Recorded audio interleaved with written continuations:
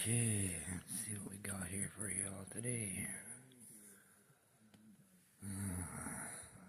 Blue Planet Spacecraft Club.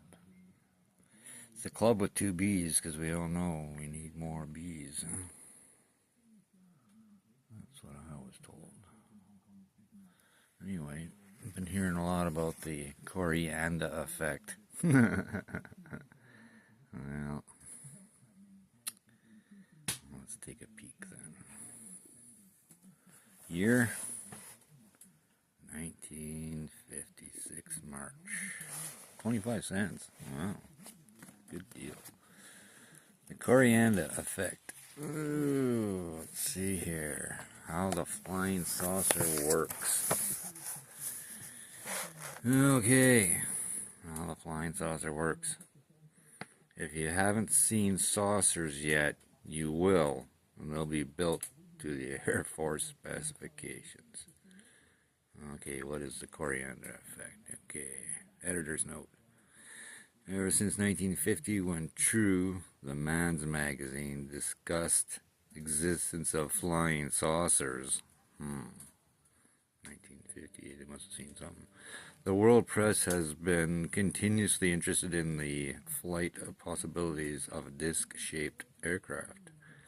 The most recent Air Force report on flying saucers, issued in November 1955, states that there are rational explanations for practically all the so-called flying saucer spottings. Most interesting portion of the Air Force report to many readers, however, was the section dealing with America's plans for building a disc-shaped aircraft capable of vertical flight and easy maneuverability. To bring you more details on exactly how such a craft would operate, we have asked the world-famous author of rockets and guided missiles, Willie Lee, to visualize for us how the aircraft now under development for the U.S. Air Force might be constructed in the light of what is now known about jet propulsion and vertical flight. Alright. Mr. Lee's observations are based on the conversations with VTO authorities in the U.S. and on a lifetime research in jet propulsion and rocket-powered flight.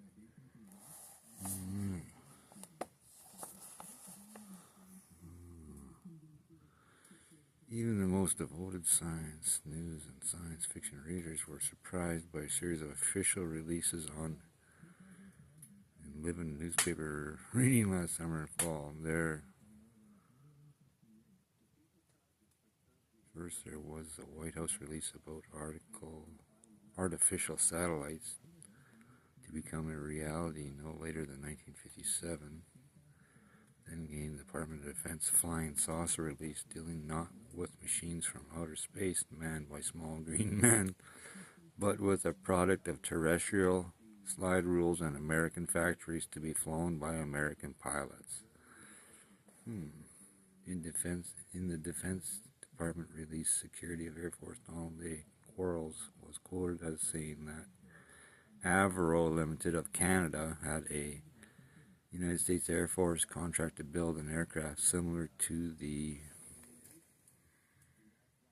Oh, they wouldn't want to be parked at the mall lifting off with something like that.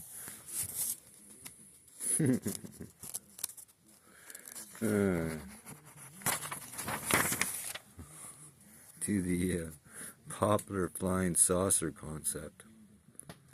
In subsequent news articles, journalists observed sagely that something called the Coranda effect, a new principle in aerodynamics, had made the disc-like aircraft possible. Alright.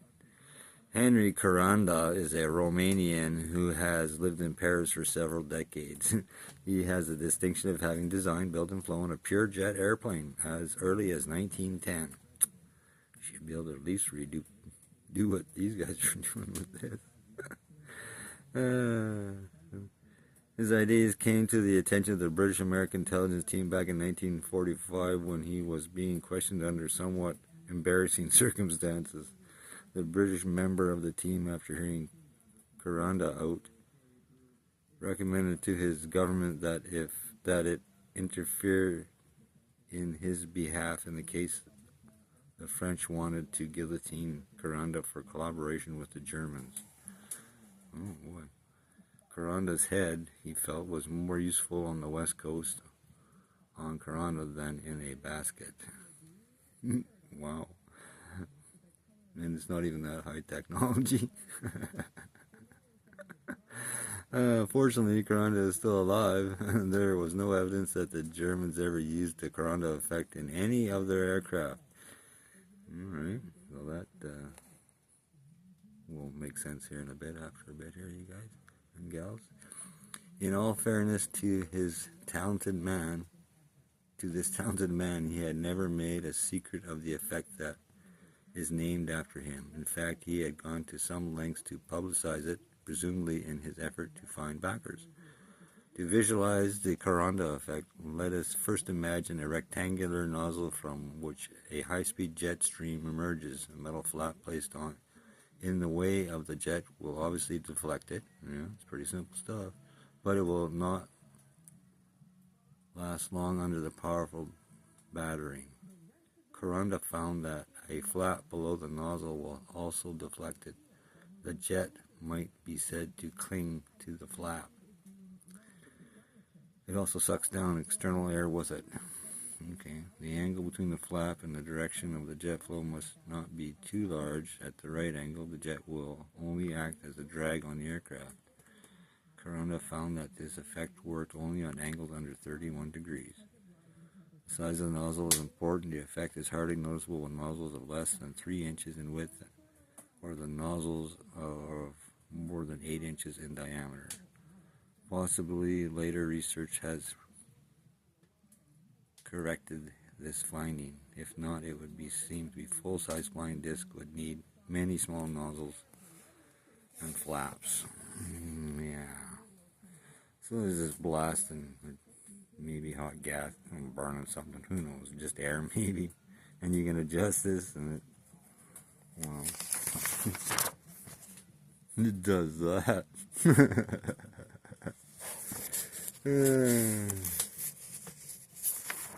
Okay, what else I gotta say here? Yeah. Okay. To get up in the air and stay there, it would be arranged around a rim of the saucer, probably in a way that would almost hide them from the spectator. Yeah. It's hiding all the BS. It's not really any real technology. But that's what it is. Slot nozzle vane, central power source, angled thrust, so just blowing hot air out and giving it a direction.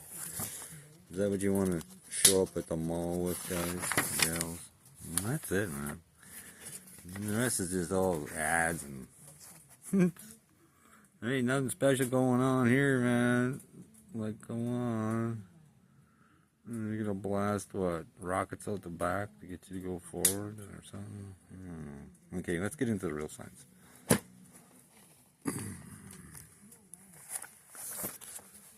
This is from Adolph's New Electric Science Dictionary. Published in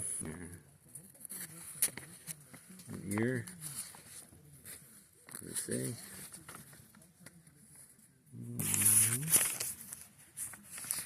That's what it said.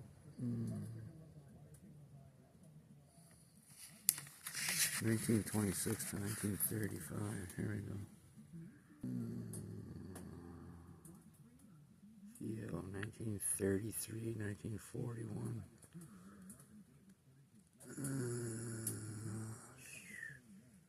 1948. Okay, 33 to 48, and then it disappears. Okay. Yeah, if you get your normal dictionary out there and try and look up something with the word dielectric in it, they don't have anything anymore. So let's just understand what we're all talking about here. And we'll start off with what a dielectric is, okay? Any insulating medium which intervenes between two conductors and permits electrostatic attraction and repulsion to take place across it. Usually the dielectric is air, sometimes glass, which is what we're using here, or ebonite, which is a wood, I do believe. Maybe it has some sort of strange characteristics too. Alright, dielectric absorption. In a condenser, a small amount of current which at the completion of its charge apparently permeates the dielectric. So it's the plasticky type material in between the plates rolled up in an old drum capacitor. It's that stuff. It's like mica in a sense. It's the layer in between the two plates. It could be in a battery as an electrolyte, if you think about it. Okay, in a condenser, a small amount of current, which flows out of the completion of discharge, sometimes called dielectric viscosity, the escape of that energy through that material. Dielectric capacity, the inductivity or specific inductive capacity of a substance, being its ability to convey the influence of an electrified body. If the inductivity of dry air be taken as 1, the dielectric capacity of any other substance is measured by the ratio of the capacity of the condenser when its plates are separated by that substance to the capacity of the same condenser with its plates. Okay, they're talking about capacitors, but we're talking about just the material itself and what it does here. So, over here. Specific inductive capacity. Okay. Dielectric constant. The specific inductive capacity. How much does it hold of a dielectric? And when does it release it? Okay. The rate or change of electric displacement produced in a dielectric. The displacement current. Is that what's happening? Dielectric density of a gas, the amount of electric force a gas can sustain between opposite charges of electricity before it gives away and permits the disruptive discharge, which is what we're looking for, to take place through it. Dielectric strength. Dielectric displacement, tubes of force, alright, acting through the dielectric medium, glass, which is what we're using, which is subject to electrostatic forces. Look up electrostatic forces. Tubes of force. That's what we're after.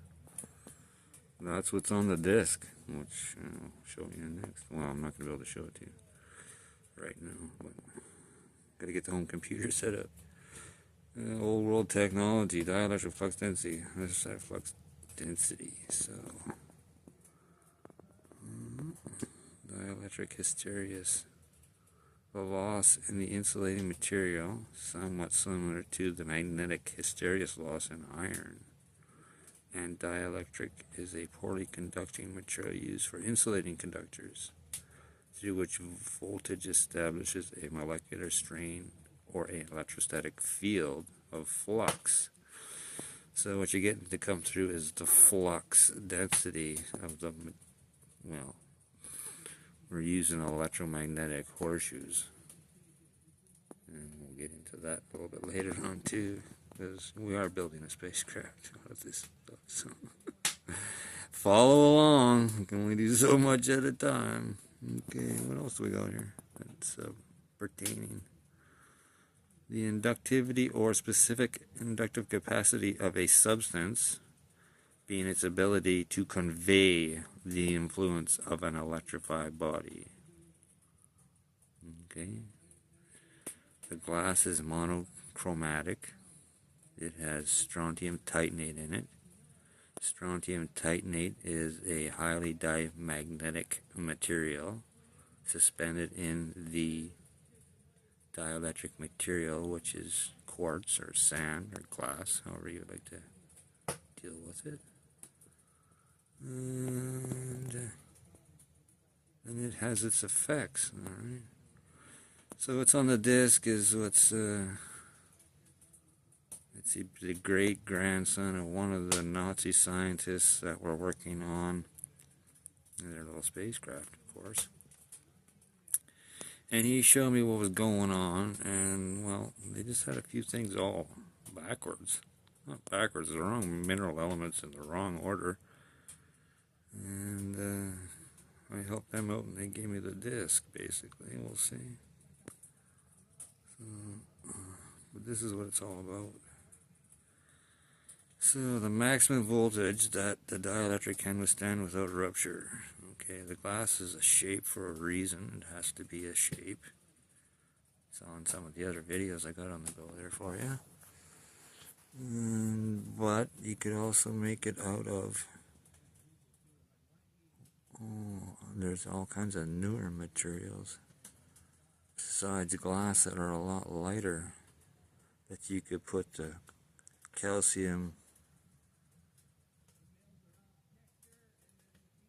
It was the other one. It was the other one that you could sputter on the lens. Copper calcium titanate, because it won't mix with the glass. The strontium titanate mixes well with glass when you pour it into the lens, but the other stuff won't mix with the glass. But you can spray it on another type of insulating material, dielectric materials that we have out there now, and kind of have to see. I'll have to do some experiments. So they got their little spacecraft down there in the States, Texas, I do believe.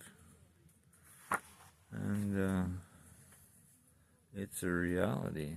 It's an actual thing that actually works. They get it to hover, but then the horseshoes would heat up because it's just a hunk of iron, right? It's going to heat up, and then you're going to lose your ground, and your craft is going to come back down. So you have to make your horseshoes.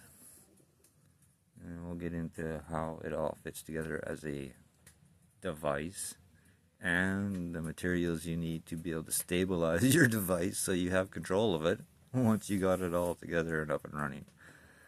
So, Blue Planet Spacecraft Club's on Facebook, and Where's My Flying Car is right here on YouTube.